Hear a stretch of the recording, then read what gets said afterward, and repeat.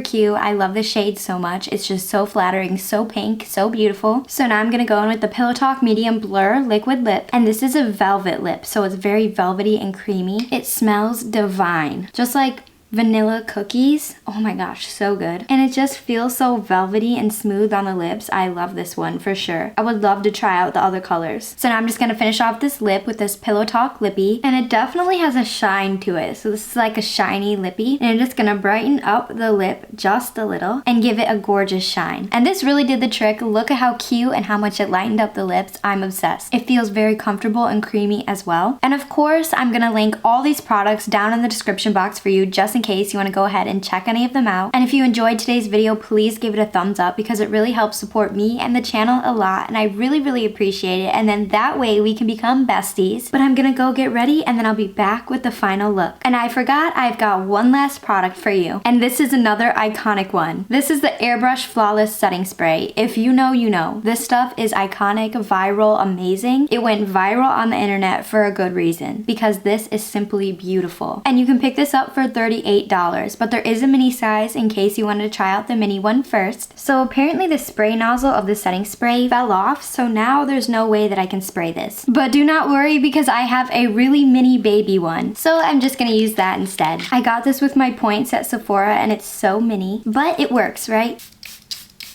The way that the setting spray smells is just flawless. It's perfection. It smells just like roses, just like the moisturizer does. It smells like a rose spa. And it helps to really refresh your makeup, and it also helps to make your makeup last all day long. So it's a great product to have. And you can see how the Charlotte Tilbury brand is a little bit more on the high-end side, but the products are actually so amazing and they work beautifully on the skin. So you kind of get what you pay for with this brand. And Charlotte Tilbury is just iconic, truly. So all in all, I love these products and I love Charlotte Tilbury.